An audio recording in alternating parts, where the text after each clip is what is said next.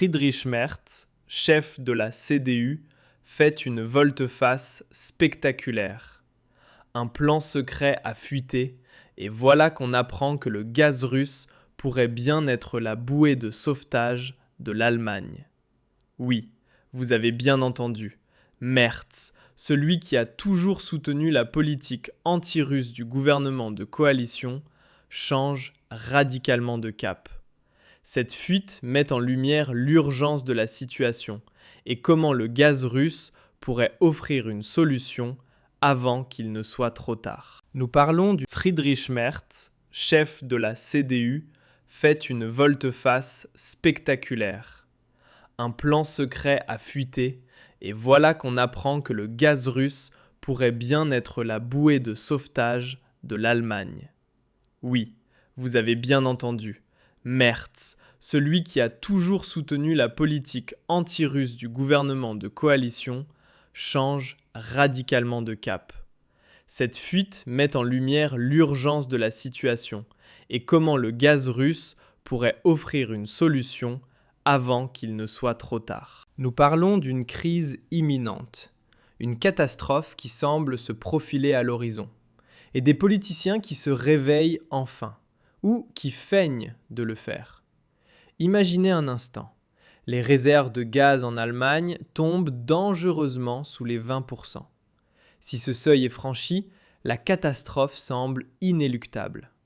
Les réservoirs se vident à un rythme effrayant. Et tous ceux qui abordent ce sujet sans filtre idéologique s'accordent sur une chose. La question n'est plus de savoir si l'approvisionnement sera interrompu, mais bien quand. Quand les premières coupures de gaz commenceront-elles ? Et qui en pâtira en premier ? Au beau milieu de cette tourmente, voilà qu'un plan secret concernant le gaz russe refait surface dans les médias.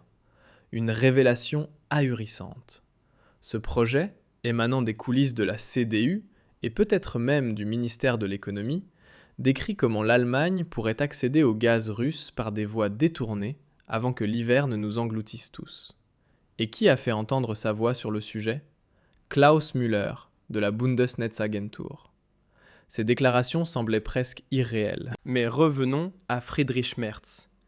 Pourquoi donc commence-t-il à parler de la Russie de manière aussi positive ? Il affirme que la Russie est un pays européen et qu'il faut rechercher un juste milieu avec elle. Les experts jugent ces propos loin d'être dénués de sens. Merz est bien conscient de la gravité de la crise énergétique. En dernière instance, seul le Kremlin pourrait nous apporter une aide fiable et rapide. Voilà pourquoi il semble décidé à ne pas rompre les derniers liens qui restent. Merz tente, en cas de crise, de sécuriser le gaz russe via le pipeline Turkstream, qui traverse la Turquie, puis passe par la Hongrie et la Slovaquie. Tant qu'il est encore possible de conclure un accord avec la Russie d'ici 2027, il pourrait obtenir une solution. Car après cette date, l'Union européenne interdira totalement l'accès au gaz russe. Pour l'instant, il reste encore possible d'importer du gaz russe en Allemagne jusqu'en 2027. C'est là l'essence du plan divulgué. Un virage à 180 degrés qui transforme Merz de soutien à la coalition Ampel en un pragmatique. Mais pourquoi maintenant ? Parce que la réalité se fait brutalement sentir. Les réserves de gaz sont à des niveaux historiquement bas, l'hiver frappe durement et le GNL en provenance des États-Unis est cher et peu fiable. Il ne reste donc plus que la solution pragmatique du gaz russe si la situation devient réellement critique. Alice Weidel a fait une proposition décisive. La Russie devrait remettre en fonctionnement Nord Stream dès qu'un cessez-le-feu sera instauré. Ce serait un véritable tournant.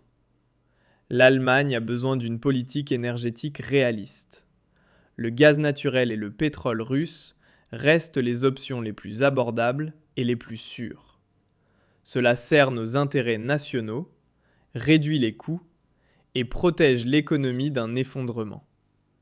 Le parti AfD l'a toujours dit. Il faut abandonner l'idéologie verte au profit du pragmatisme. Alors que le gouvernement Ampel nous conduit à dépendre du gaz américain coûteux, l'AfD plaide pour la souveraineté et des sources d'énergie bon marché. Imaginez un peu, d'ici novembre 2027, tous les contrats de pipeline avec la Russie devraient être résiliés. Les livraisons de GNL russes ont déjà été complètement arrêtées en début d'année. Les exceptions sont minimes et sans importance. La Hongrie et la Slovaquie subissent d'énormes pertes à cause des sanctions, car elles ont bloqué l'aide à l'Ukraine. Mais le parti AfD voit les choses clairement. Ces sanctions nous nuisent plus qu'à la Russie. Dans les règles de sanctions de l'UE contre la Russie, il existe en fait des clauses d'exception et de dérogation qui peuvent s'appliquer en cas d'urgence humanitaire ou pour des biens vitaux, même lorsqu'il s'agit d'énergie ou de médicaments. Il faut bien comprendre cela. Tout ne tombe pas automatiquement sous l'interdiction. La Russie est toujours autorisée à commercer avec certaines entreprises pharmaceutiques, car les médicaments, les produits médicaux et autres sont spécifiquement classés comme humanitaires et sont donc exemptés de nombreuses sanctions ou seulement limités avec une autorisation. C'est exactement cette logique qui pourrait s'appliquer en cas de véritable pénurie de gaz en Allemagne. Si les réservoirs de gaz sont presque vides, ce qui est sur le point de se produire, et qu'une grave pénurie d'approvisionnement menace directement la population. Dans ce cas, une autorité nationale, comme la Bundesnetzagentur, pourrait argumenter que les livraisons de gaz sont essentielles à la santé et à la sécurité humaine. Dans plusieurs paquets de sanctions, par exemple dans les dérogations concernant les importations de GNL, les interdictions de transactions ou les transports d'énergie, de telles exceptions sont explicitement prévues, notamment pour des fins humanitaires, des urgences sanitaires ou pour éviter un danger grave pour la santé publique et la sécurité. Ce serait un coup de maître. La reprise des livraisons de gaz russe en invoquant une urgence humanitaire. Malgré toute la rhétorique idéologique des sanctions, serait un tournant majeur. De plus en plus de médias grand public ont maintenant réalisé qu'il se passe quelque chose dans ce pays. Le Allgäuer Zeitung écrit que voici l'état actuel des réservoirs de gaz en Allemagne et qu'ils sont inquiets. Oui, à quel point les réservoirs de gaz sont-ils pleins? Après que la Russie ait officiellement interrompu les livraisons de gaz, ils ont vraiment écrit cela. Qui sanctionne la Russie? Qui a fait sauter Nord Stream 2? Qui a instauré l'interdiction du GNL et du gaz par pipeline en provenance de Russie? L'UE. Et le Allgäuer Zeitung écrit cela.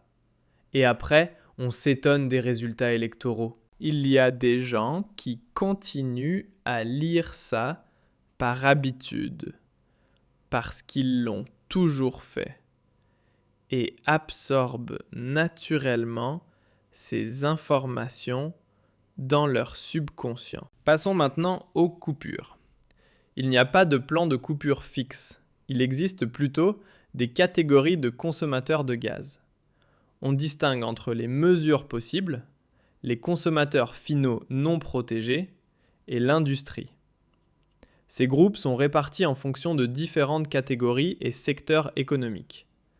Dans ces groupes, il s'agit ensuite de réductions qui, dans les faits, équivalent à une coupure et qui, dans le pire des cas, pourraient entraîner la fermeture totale des entreprises. Dans le scénario du pire, On parle même de coupure de courant.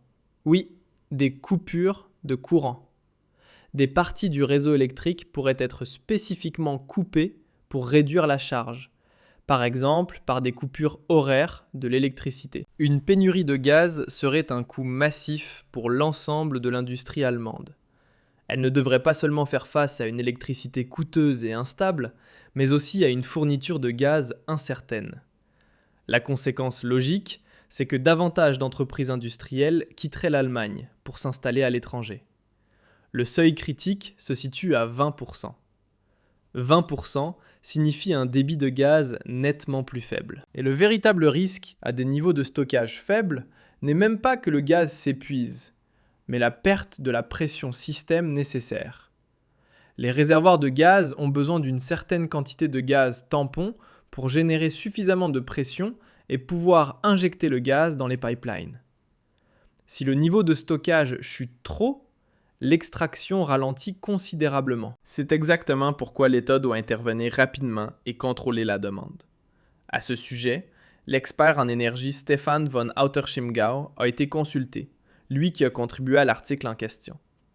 Si l'on projette les évolutions actuelles, nous atteindrons probablement la barre des 20% dans environ 11 voire 12 jours. Un niveau de remplissage des réservoirs de 20% semble donc quasiment inévitable, ce qui obligerait le gouvernement à procéder à des coupures pour continuer à approvisionner les foyers et les établissements protégés. Et maintenant, les choses deviennent intéressantes, car soudainement, une information refait surface. Il semble qu'il existe une faille permettant d'acheminer du gaz russe en Europe. Que cette information apparaisse maintenant dans les médias n'est bien sûr pas un hasard. Le titre annonce « Une pénurie menace ». Les États-Unis ont-ils le droit d'acheminer secrètement du gaz russe en Europe ? Il faut aussi se rendre compte de ce qui se passe. Plutôt que d'importer du gaz russe bon marché, propre et facilement disponible directement depuis la Russie, via un tronçon intact de Nord Stream, on se prépare apparemment à acheter du gaz russe qui passerait d'abord par les États-Unis, puis serait revendu à l'Europe par des intermédiaires américains avec une lourde majoration. Et c'est exactement ce scénario que l'UE a effectivement permis. Officiellement, Bruxelles se félicite de l'interdiction totale du gaz russe par pipeline et GNL qui est mise en œuvre progressivement. Tous les pays qui fournissent du gaz à l'UE doivent demander des autorisations et prouver l'origine du gaz afin qu'aucun gaz russe ne parvienne en Allemagne. Ceux qui enfreignent cette règle encourent des amendes extrêmement élevées. Mais ce n'est que la surface des choses, car il devient maintenant évident que Bruxelles a simultanément créé une porte dérobée. L'Union européenne souhaite exclure les livraisons de gaz en provenance de pays clés tels que les États-Unis, le Qatar, la Norvège, le Royaume-Uni, l'Algérie et le Nigeria de ces strictes vérifications d'origine. Cela ressort d'un projet de la Commission européenne que Reuters a pu consulter. Concrètement, cela signifie que le gaz russe, qui est d'abord livré aux États-Unis, au Qatar, au Royaume-Uni ou en Norvège, puis acheminé en Allemagne, ne sera plus vérifié quant à son origine. Pour ces 6 pays, la Commission européenne a inscrit des exceptions dans les petites lignes du texte. Parallèlement, une grave pénurie de gaz menace déjà l'UE. Des problèmes d'approvisionnement en provenance des États-Unis, des Pays-Bas et de Norvège s'ajoutent à la situation. La Norvège elle-même prévoit une réduction d'environ 13% de sa production de gaz, tandis que 13% supplémentaires manquent à cause de la perte des anciennes livraisons russes. En résumé, cela représenterait environ 17% de gaz en moins en 2026. Un véritable choc pour l'Allemagne et son économie. Les sites industriels à forte consommation d'énergie, comme le complexe chimique de Leuna, sont déjà au bord du gouffre. Sans gaz bon marché et abordable, leur avenir est menacé. Et c'est précisément pour cela que beaucoup espèrent que cette porte dérobée a été délibérément créée, afin que l'UE puisse, en cas d'urgence, acheter du gaz russe. Mais pas directement, plutôt par des voies détournées comme les États-Unis, le Qatar ou la Norvège. Bien sûr, avec une marge considérable. Et à la